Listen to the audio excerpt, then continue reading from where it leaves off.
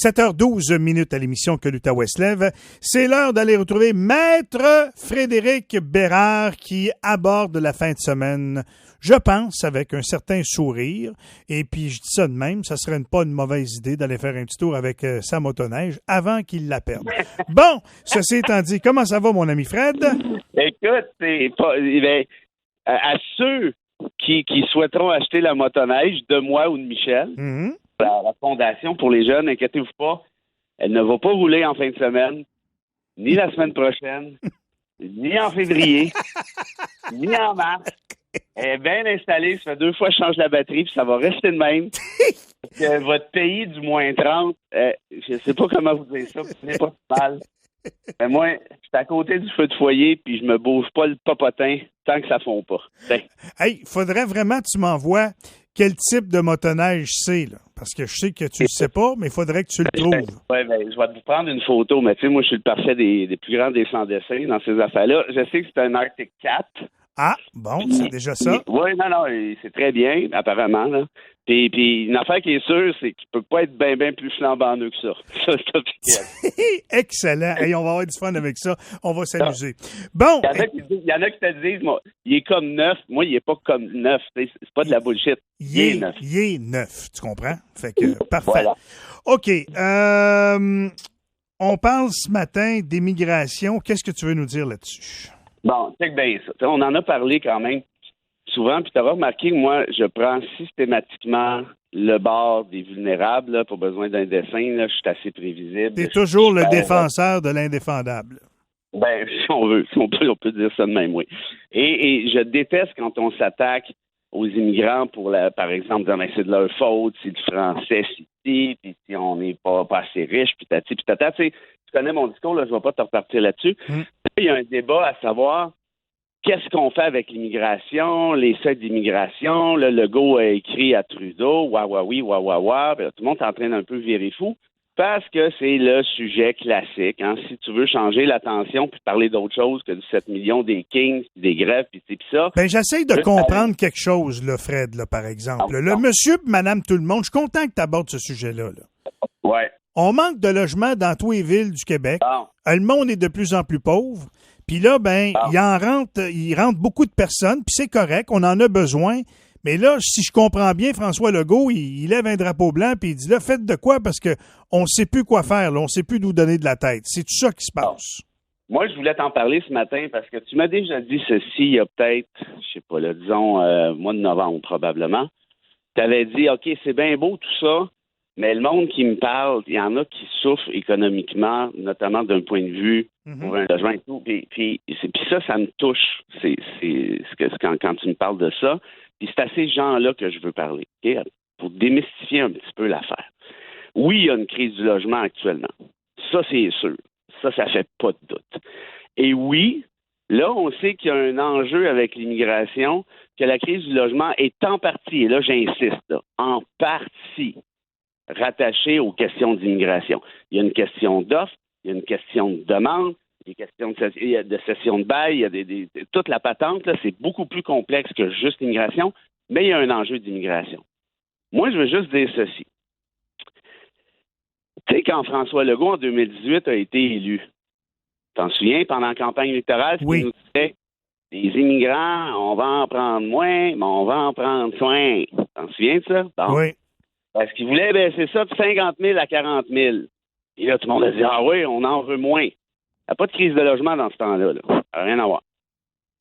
On en a pris moins. On a pris 40 000, ça a duré 6 mois. Après ça, la CAQ a jacké les seuils jusqu'à 55 000, 60 000 en cachette. Elle disait une affaire pour faire plaisir à ceux qui ont peur des immigrants, faisait le contraire de l'autre bord. Reste que ce soit 40, 50 ou 60 000 immigrants, c'est rien au final, ça. Parce qu'on est 9 millions. Comprends-tu? Ça, là, c'est pas ça. Il n'est pas là l'enjeu. C'est pas ça qui a changé quoi que ce soit, parce que ces seuils-là sont là depuis longtemps. Ce qui a changé la game, c'est ceci. C'est ce qu'on appelle les travailleurs temporaires. Puis ça, on en a 300 à 400 000 au Québec qui sont passés l'année passée puis qui seraient encore ici. Et là, évidemment que si tu rajoutes le 40-50 000, comme je te dis, oublie ça, ça c'était déjà prévu. Mais c'est sûr que si tu rajoutes 300 000 400 000 personnes, là, c'est une autre histoire. Et ça vient faire pression sur ces logements. Puis là, quand moi, François Legault écrit à Trudeau, là, wow, pour faire un beau sparage, puis tout le monde tombe dans le panneau, dit, regarde, le père de la nation nous défend face au méchant fédéral qui fait rentrer des Pakistanais ou je sais pas quoi. C'est pas ça, là. Les travailleurs temporaires, c'est François Legault qui les fait venir, pas Justin Trudeau. Puis pourquoi il les fait venir, François Legault? Parce qu'on n'a plus de main-d'œuvre. Bon, c'est pas du génie nucléaire à comprendre, me semble. Les chambres de commerce disent à Legault, à Fitzgibbon puis à sa gang, on n'a plus de main-d'œuvre. Faites-en venir. C'est pas Trudeau qui accorde ces permis-là de résidence temporaire pour travailler. C'est pas vrai. C'est Legault qui fait ça. Puis là, il y a un autre enjeu qui est celui-ci.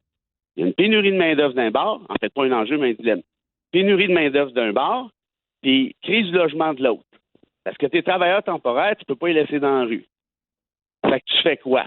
Bon. Ben, tu construis des logements, il me semble. Bon, ben voilà. Et, je veux dire, bon, puis là, ça se construit pas si vite que ça. Je comprends aussi que, mais justement, c'est ironique, mais il y a une pénurie de main-d'œuvre incluant dans la construction. Mais c'est parce qu'il n'y a pas 50 000 solutions. Si vous en voulez moins d'immigrants, incluant les travailleurs temporaires, ben c'est correct.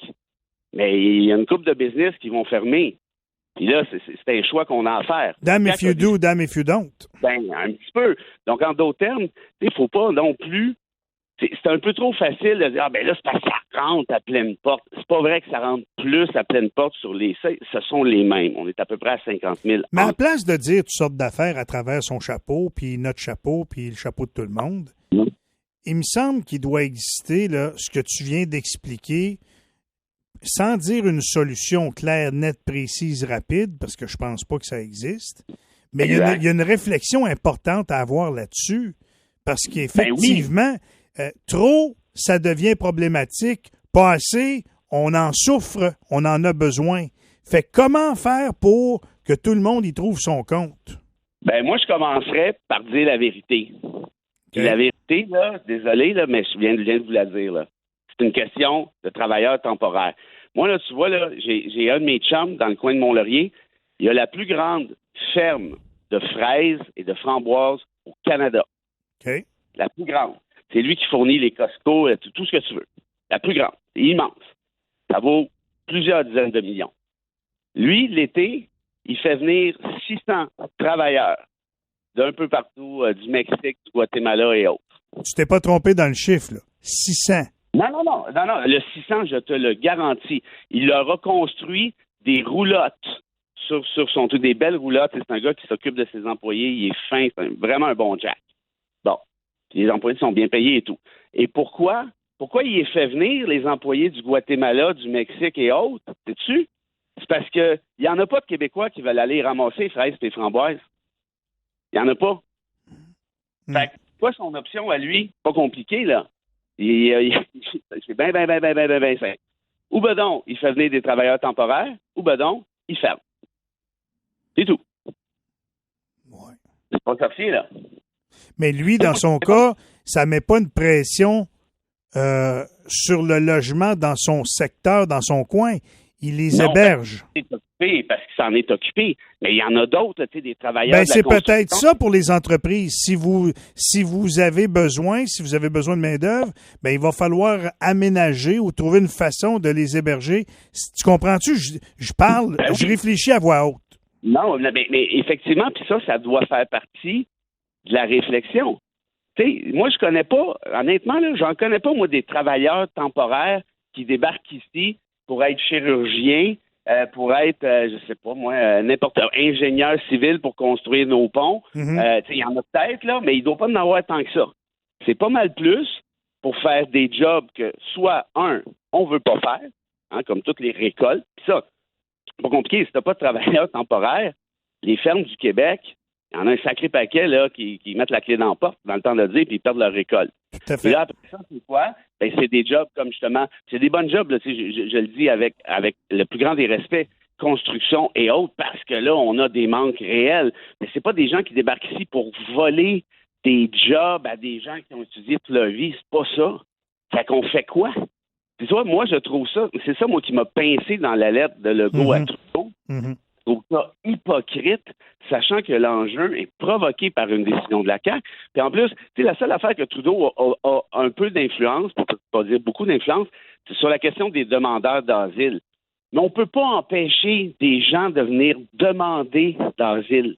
C'est ça. Sinon, il y aura une décision. Peut-être qu'ils ne sont pas éligibles. Ça, c'est un commissaire qui va le décider. Mais tu ne peux pas faire comme le PQ suggérait, mettre la SQ à côté du chemin Roxham pour empêcher le monde de passer. C'est en contravention de tout ce qui existe en droit international puis en vertu des chartes. C'est complètement absurde. Donc, bref, là, c'est ça l'enjeu. Qu'est-ce qu'on fait rendu là? Là, je ne le sais pas plus que toi. Mais franchement, au moins, parlons des vraies affaires et arrêtons d'inventer des histoires qui n'existent pas. Merci de nous l'avoir raconté. C'est très bien fait. Encore une fois, excellent vulgarisateur. As-tu une petite citation pour finir la semaine, mon Fred? Oui, puis juste avant de te dire que le gagnant des billets du 25 janvier au Centre Bell, oui.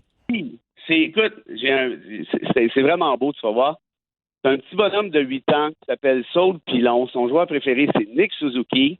Et il combat le diabète, mais de manière absolument vaillante, apparemment, depuis quelques années.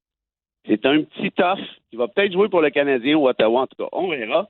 Mais dans l'intervalle, écoute, c'est sa grand-mère qui m'a écrit un mot. Il est, comment je te dirais ça? C'est vraiment beau à voir. Fait que bon match, mon Saul. Puis pour la citation, wow. J'ai pensé à Tom Waits, un grand chanteur, oui. mais aussi un grand poète, qui te disait ceci. En anglais, tu m'excuseras, je vais te le traduire à mesure, mais je pense que ça va être clair, en tout cas, t'en jugeras. On est enterré sous le poids de l'information, laquelle est considérée comme étant des connaissances. On est enterré sous le poids de l'information. On mélange l'information avec les connaissances. On mélange la quantité avec l'abondance. On mélange la richesse avec le bonheur. Nous sommes en quelque sorte des singes avec de l'argent et des fusils. Fred, il n'y a plus rien à dire là-dessus. Merci à lui, merci à toi. Puis je te souhaite un excellent week-end, mon vieux. Comme toujours, très intéressant de discuter avec toi. Plaisir très réciproque, vous le savez bien. Bon week-end, amusez-vous, puis mettez-vous des trucs. J'attends les photos de ton chat, ton article 4. Ouais, ça s'en vient. Bye.